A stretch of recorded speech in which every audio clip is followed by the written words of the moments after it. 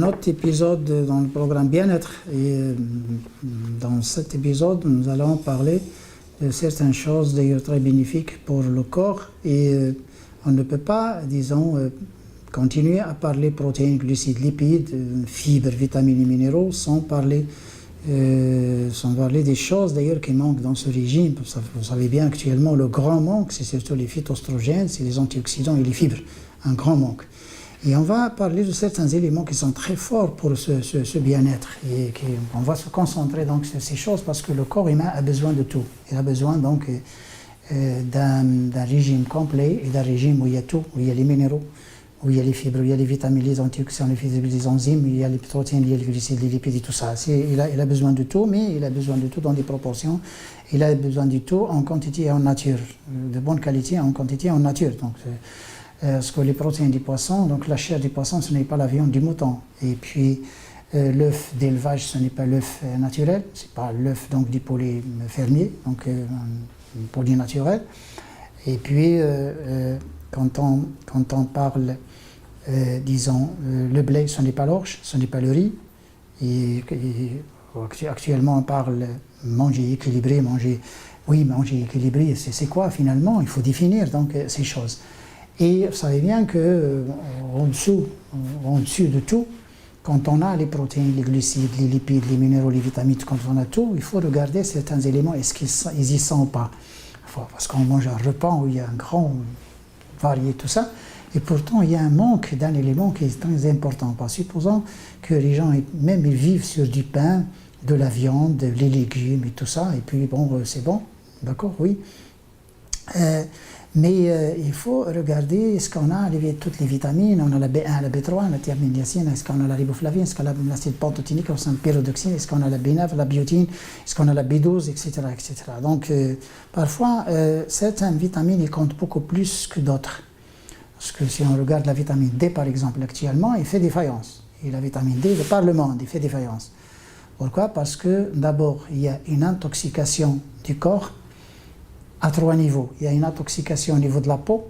Déjà, le tissu gras sur la peau ne peut plus, donc, par les UV du soleil, donc de la lumière solaire, ne peut plus donc, donner cette quantité de vitamine D préfabriquée parce qu'il sera de toute façon fait dans le foie et dans le rein. Donc le métabolisme de la vitamine D, c'est le foie et le rein.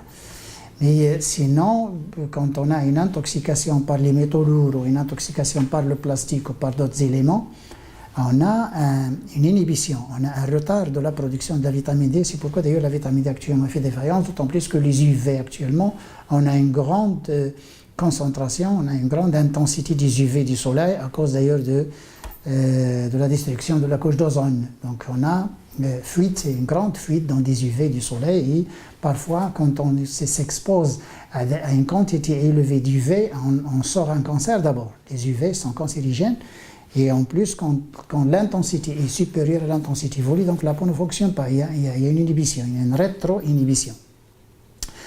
Le foie est intoxiqué, le rein est intoxiqué et c'est pourquoi d'ailleurs cette vitamine D, le métabolisme de vitamine D, donc il se trouve actuellement, il est défaillant. Hein. Il se trouve qui est à quelques 30-40% de son rendement. Ce n'est pas 90% de son rendement. On a la vitamine B9. Et la vitamine B9, l'acide folique, c'est l'acide folique qui permet donc les grandes réactions, hein, notamment la transformation de la sérotonine. Si la sérotonine est produite, oui, la sérotonine est toujours produite. Quand on a le tryptophane dans le corps, on a la sérotonine produite dans le corps. Ah, c'est une réaction immédiate, c'est une réaction qui se produit dans tout le temps. Il n'y a pas beaucoup de gaffe à ce niveau. Mais la transformation de la sérotonine en mélatonine, qui est très importante, donc il faut l'acide folique, il faut la B9.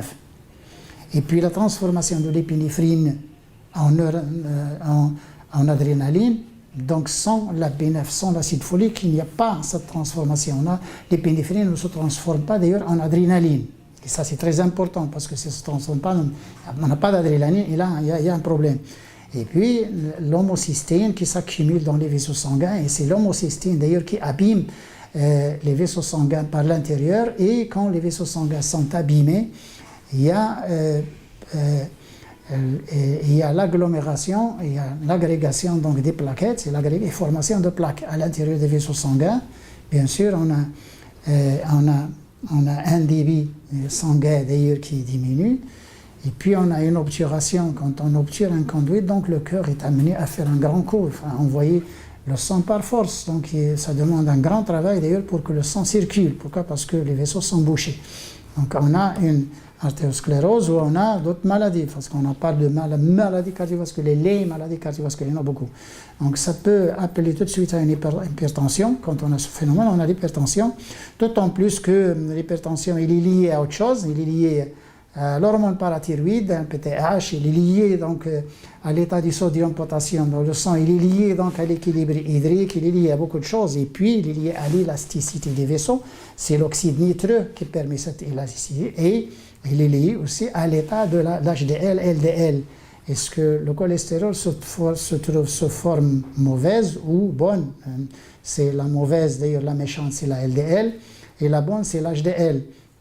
Malheureusement, l'HDL s'oxyde en LDL, se transforme en LDL et se transforme irréversiblement. On ne peut jamais revenir donc du mauvais au bon. Mais on va du bon au mauvais facilement. Et vous voyez, ça, c'est le rôle d'ailleurs de l'oméga 3. C'est le rôle de l'oméga 3 et c'est le rôle aussi de l'acide folique, pas uniquement l'oméga 3, c'est l'oméga 3 et l'acide folique. Et il faut du calcium et il faut du magnésium, parce que l'équilibre potassium-sodium, mais on a aussi le magnésium-calcium, donc il faut l'acide folique et il faut l'oméga 3 pour que cette homocystine soit d'ailleurs chassée donc, des vaisseaux sanguins, il faut qu'il soit donc rejeté hors ces vaisseaux sanguins. Sinon, on aura des blessures et on aura des vaisseaux sanguins abîmés par l'intérieur. Certains éléments sont plus forts que d'autres, oui. Dans l'oméga 3, actuellement, les gens ne pensent pas à l'oméga 3, ils ne pensent pas à l'acide folique. Et d'ailleurs, bon, disons, les programmes de santé de par le monde donnent beaucoup d'importance à l'acide folique, mais les gens ne se demandent pas pourquoi, ils ne comprennent pas pourquoi ils ont besoin d'acide. Ils ont besoin d'acide folique parce que sans l'acide folique, d'ailleurs, il n'y a pas de croissance de l'embryon, disons du fœtus à l'intérieur donc de l'utérus. Il faut que le cerveau, le système nerveux donc, du fœtus évolue et il faut qu'il y ait une croissance. Donc c'est l'acide folique donc, qui permet cette croissance. Et l'acide folique, c'est la vitamine de l'énergie. C'est l'acide folique qui permet donc, d'extraire l'énergie donc, de ce qu'on mange. Et puis l'acide folique, c'est lui donc, qui permet d'éliminer l'homocystine, qui permet de transformer l'épinéphrine en adrénaline, qui permet de transformer d'ailleurs la sérotonine en mélatonine. Bien sûr, avec d'autres réactions donc, que l'acide folique fait, notamment avec la D, la vitamine D, l'acide folique, notamment dans la vitamine D, et la B12, à côté de la B12. Et puis, il faut la B12 pour que l'acide folique fonctionne bien, et puis il faut le manganèse, il faut le cuivre, il faut des minéraux pour que l'acide folique fonctionne bien. Donc, l'acide folique fonctionne avec la B6, avec la pyridoxine, il fonctionne avec la B12, il fonctionne avec le manganèse, vous voyez, et ça se complique. Et si on prend l'acide folique comme ça, sous forme de gélule tout seul, et puis on ne prend ni B12, ni B6, ni rien, et tout ça, je ne sais pas qu'est-ce qu'il va faire, cet acide folique dans le corps, quand il ne trouve pas avec qui travailler. C'est une équipe. Quand il ne trouve pas avec qui travailler, il ne va pas travailler. Et puis souvent, les vitamines ne travaillent jamais seules. Une vitamine ne travaille jamais seule. Il y a toujours l'association de 3 et 4 vitamines avec 2-3 minéraux. Parce qu'il y a les cofacteurs, il y a apoenzymes et coenzymes. Donc ils fonctionnent ensemble. Et il y a une liaison entre d'ailleurs l'acide folique, il appelle la B12. La B12, c'est d'origine animale, il existe très rare dans le monde végétal. Et c'est pourquoi d'ailleurs les végétariens stricts, le végétarisme strict, il y a un problème de vitamine B12 et un problème de vitamine D. Parce qu'ils ne mangent pas de poisson et parce qu'ils ne mangent pas de viande. Et puis on a un manque de vitamine B12 et de vitamine D, c'est vrai. Mais le végétarisme, je dis bien le végétarisme strict, c'est les gens qui interdisent la viande. Non, on n'interdit pas la viande, mais on interdit la viande chaque jour. C'est une interdiction d'ailleurs dans le temps, ce n'est pas une interdiction absolue. Donc c'est une interdiction dans le temps, c'est-à-dire on ne mange pas la viande chaque jour. Pourquoi? Parce que l'apport journalier du gras saturé et du cholestérol, là, qui chamboule tout. Il faut que le corps quand même ait un repos d'une semaine et puis on mange la bonne viande de pâturage une fois par semaine, une fois par 15 jours et à condition que la personne bouge. À condition, je dis bien, je le dis 2 fois, à condition que la personne bouge. S'il ne bouge pas, c'est autre chose. Là, rien, disons, ne marche comme prévu. Et les personnes d'ailleurs qui ne mangent pas beaucoup de légumineuses ou qui ne mangent pas du tout des légumineuses, ils ont une défaillance au niveau du foie. Pourquoi? Parce que le molybdène contenu dans les légumineuses. Il n'existe que dans les légumineuses. Le molybdène, il est rare dans la nature. La première source, la meilleure source, pratiquement la seule source, c'est les légumineuses. Le molybdène, c'est lui qui active la sulfite oxydase du foie. Et les produits du soufre, actuellement, on en mange beaucoup. Le soufre, on en mange beaucoup. Et si cette enzyme n'est pas activée, on a un stress oxydatif au niveau du foie, on a une intoxication au niveau du foie. Et disons, ce minéral, le molybdénium, si on ne mange pas les légumineuses au moins, on n'aura pas le tryptophane, parce que les légumineuses, elles apportent le tryptophane et elles apportent aussi le molybdène. Elles apportent autre chose, l'acide folique. Vous voyez, on a tryptophane, acide folique dans les légumineuses, ils sont les deux. Il manque la B12, il manque donc le manganèse. Le manganèse, il existe aussi dans les légumineuses. Et c'est ça, quand on parle de régime équilibré, c'est ça, régime équilibré. C'est penser aux nutriments et aux aliments. Parce que aliment veut dire ensemble de nutriments. Quand on parle aliment, c'est science alimentaire. Quand on parle nutriments, c'est nutrition. Vous voyez, c'est deux sciences qui sont un peu séparées. Mais la nutrition, c'est la fille, c'est la première fait aînée d'ailleurs des sciences alimentaires. Et si on continue un peu, si on pousse encore beaucoup plus loin, on va tomber dans le problème de la génération de certains produits toxiques qui sont les radicaux libres. Et les radicaux libres, on a la superoxyde dismutase, la SOD, et puis on a des oxydazides catalases, et on a la sulfitoxydase qui est activée par le molybdène dans le foie, et puis cette superoxyde dismutase est activée par le sélénium. Et puis le sélénium existe dans le poisson, il existe aussi un peu dans les céréales, très peu dans les céréales, il existe dans les truffes, il existe dans les pépins de la courge. Les pépins de la courge, c'est riche en zinc et en sélénium, les deux, en zinc et en sélénium et en oméga 3. Il y a aussi l'oméga 3 dans les pépins de la courge. Et on va donc finalement avoir tout ce qu'il faut. Il faut tous les minéraux, et surtout les minéraux forts qui sont le chrome. Le chrome, il existe dans les céréales. C'est le facteur GTF d'ailleurs, c'est le glucose tolérance facteur. Le chrome c'est le facteur GTF, c'est tout pour les diabétiques. Et le chrome est un minéral très fort. Et puis le sélénium est un élément anticancer, c'est un antioxydant d'ailleurs parce que c'est le cofacteur de la superoxyde dismutase. Et puis le zinc, le calcium, magnésium et manganèse, ça c'est les activateurs d'enzymes. On a le molybdénum des légumineuses d'ailleurs qui active donc la sulfitoxydase. Et on a le calcium et le magnésium qui activent le reste un peu de cobalt. Donc, le cobalt, on en a besoin sous forme de traces d'ailleurs. Et le cuivre aussi, attention, le cuivre il va avec l'acide folique. Il travaille avec l'acide folique, le cuivre. Le cuivre travaille aussi avec la fer chélatase, parce que sans le cuivre, le fer n'est pas transformé du métal jusqu'au fer organique, sérique. Sans le cuivre, le fer ne passe pas dans le sang. Et d'ailleurs, c'est là le problème. Il y a des gens qui ont une anémie de zinc, non pas une anémie de fer, et l'anémie de zinc, il est méchante, il est plus méchante que l'anémie de fer. Mais les gens, ils continuent à faire quoi? Est-ce qu'on va continuer à acheter des compléments alimentaires? On achète les vitamines à l'état pur, on achète les minéraux à l'état pur, on achète les enzymes à l'état pur, et finalement, mais qu'est-ce qu'on mange? Un aliment, ça doit être l'ensemble des choses requises par le corps et des choses dont le corps a besoin. Ça va donc des aliments énergétiques et plastiques, qui sont les protéines, les glucides et les lipides. Les aliments d'ailleurs du transit digestif, les fibres, digestibles et non digestibles. Les aliments de l'équilibre hydrique et de l'équilibre physiologique, qui sont les minéraux et les vitamines. Et puis les activateurs donc, du métabolisme, qui sont les enzymes. Et puis les protecteurs, qui sont les antioxydants. Et puis les régulateurs, qui sont les phytostérols et les phytostrogènes. Phytostérol, phytostrogène, c'est des régulateurs. Et d'ailleurs, il y a un grand rôle des phytostrogènes, des phytostérols, c'est tous les stérols. Les phytostérols, ça diminue la tension artérielle, ça c'est connu. Donc tous les aliments riches en stérol, en phytostérol, c'est des aliments qui diminuent la tension dans les graines d'ailleurs, le sésame, le lin, le sésame,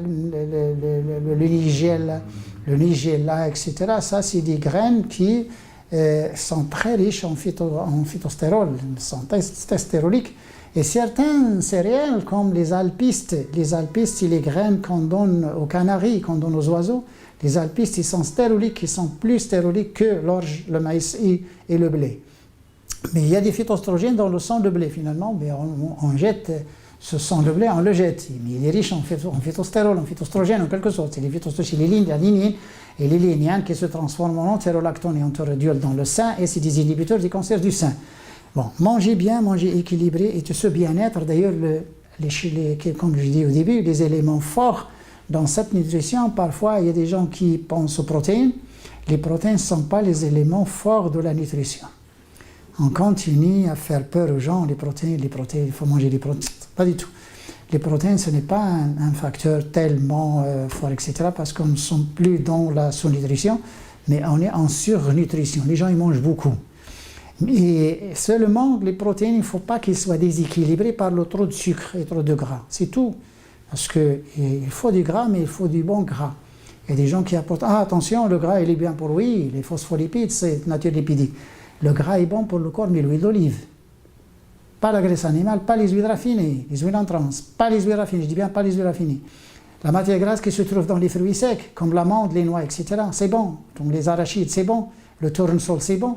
Mais quand on extrait l'huile, on la raffine, ça devient quelque chose d'étranger au corps. C'est des trans. Le corps ne reconnaît plus cette matière parce qu'il n'est plus naturel. Mais attention, le gras, oui, on veut bien que ce métabolisme soit fait sur le gras, l'apport énergétique soit à moitié d'énergie sur oui, mais l'huile d'olive, les amandes, les noix, etc. Donc le bon gras, le gras noble, et même l'huile de poisson, même le gras qui se trouve dans le poisson, parce qu'il n'y a pas de cholestérol, il n'y a rien. Et il ne faut pas qu'il soit déséquilibré par ce bon. Donc il y a les éléments, les macro-éléments qui représentent d'ailleurs les éléments énergétiques et les éléments plastiques. Et puis il y a les régulateurs physiologiques et enzymatiques, les minéraux, les vitamines et tout ça. Il y a les fibres qui régulent tout. Et on a ces stérols phytostrogènes malheureusement qui manquent. Ce qui manque dans ce menu actuellement quand on mange, par exemple, si on prend un hamburger, des frites et une boisson gazeuse. Pour les non-musulmans, c'est une bière. Laisse tomber la bière. Si on prend des frites, un pain blanc, dedans un peu de viande, un hamburger avec du pain blanc, et puis on a des frites et une boisson gazeuse. Ça, c'est un régime, attention, ça c'est un régime catastrophique. Ça c'est un repas catastrophique, ça c'est un aliment catastrophique. Pourquoi? Parce que pas uniquement il manque de ce que nous vient de parler, mais il contient des choses qui vont à l'encontre de ce qui vont inhiber, il contient des inhibiteurs, ce qu'on appelle des non-nutriments. Et ces non-nutriments qui sont plus dangereux actuellement dans le régime moderne. C'est les métaux lourds, c'est les colorants, c'est les additifs, c'est les peroxydes, c'est les acrylamides, c'est les mélanoïdes, c'est les trucs là qui se trouvent dans ce repas, dans ce pseudo-repas, je ne l'appelle pas repas. Et puis, pire encore, si on prend à la place de ce hamburger, maintenant si on prend un saucisson, que ce soit fermenté ou cuit, un saucisson sec, avec du pain et du riz, et on prend avec une limonade ou une boisson gazeuse, je ne sais pas, n'importe quoi là. Ça c'est encore plus grave, c'est plus dangereux que le premier. Pourquoi? Parce que là déjà, rien que le saucisson de viande, il y a 14 additifs, parfois 16, ça dépend du saucisson, et ça peut aller jusqu'à 20 additifs alimentaires. Et parmi ces 20 additifs alimentaires, on a les colorants 2 ou 3, et on a les conservateurs 2 ou 3, benzoasorbate, et encore faut-il voir les carragénanes et les parabènes. Et on a bien sûr un texturisant, c'est-à-dire un agent de texture, et puis le monosodium glutamate, un agent de goût, et puis on a le nitrate, le salpêtre, parce qu'il faut qu'il y ait nitrate parce que ça inhibe le clostridium sodium. Et là, la personne a l'impression qu'il a mangé. Pour lui, il a mangé, parce que pour lui c'est une viande, mais il n'a pas mangé ce qu'il faut. Mais s'il ne mange pas, c'est mieux que de manger ces choses-là. S'il reste d'ailleurs enfin, s'il reste à jeun, s'il ne mange pas, s'il boit de l'eau, c'est mieux que de prendre dans ce repas. Et il faut qu'on apprenne aux gens d'ailleurs à évaluer eux-mêmes. La personne doit elle-même évaluer ce qu'il mange et doit regarder est-ce qu'il y a quelque chose de bon pour le corps ou pas. Quand vous buvez une limonade, il n'y a rien. Il n'y a rien qui passe dans votre physique, il n'y a rien. Même le sucre, c'est un sucre chimique. C'est un azosulfate de potassium, un aspartame, une tomatine ou un sucre ou quelque chose comme ça, là, qui n'est pas métabolisable, qui est dans zéro énergie, dans zéro calorie. Il y a l'eau, c'est tout, il y a l'eau. Et les quelques minéraux, bien sûr, dans l'eau. Sinon, il y a les colorants, il y a le sucre chimique, il y a le monosodium glutamate, je ne sais pas quoi, on en met n'importe quoi. Parfois il est acidifié par l'acide phosphorique. Et voilà. Donc, mais au moins, la personne, au moins, elle se demande, est-ce que je vais manger cette chose? S'il mange une pomme, là, c'est extraordinaire. Là, parce qu'il y a les fibres, il y a les vitamines, il y a les minéraux, il y a les antioxydants. C'est bon pour le corps. Une pomme, une banane, 3 dattes, 2 figues séchées, ou bien des raisins secs, ou bien même les cacahuètes, même l'arachide, même un peu de tournesol, les choses naturelles, même un morceau de bon pain, un pain complet, un morceau de pain complet, c'est bon. Mais quand il achète une chose qu'il ne connaît pas, il est emballé, je ne sais pas, il y a du chocolat, il y a je ne sais pas quoi à l'intérieur, mais qu'est-ce qui est nutritif dans cette chose-là que je vais manger? Voilà la question. Bon, posez-vous cette question. Est-ce qu'il y a quelque chose qui va me servir, oui ou non? Sinon, je vais perdre mon argent et je vais casser ma santé. Et là, actuellement, avec la lymphomie, avec le cancer de sang chez les jeunes, et avec, disons, la stérilité chez la fille et chez le garçon, avec l'infertilité qui va jusqu'à la stérilité, et puis avec les allergies, avec les maladies auto-immunes, et avec la croissance, d'ailleurs, vous voyez, il y a des fillettes actuellement qui ont une taille de 1,40 m et un poids de 35 kg à 40 kg. Et vous voyez, ça, c'est dû à quelque chose. Donc, pourtant, ces jeunes-là qui s'achètent eux-mêmes ces choses-là et qui pensent pour eux, ils croient, ils pensent qu'ils ont mangé quelque chose, ils vont vivre ces choses-là, alors qu'ils ne peuvent pas vivre ces choses-là. Jusqu'à un autre épisode, Inch'Allah. Salam alaikum.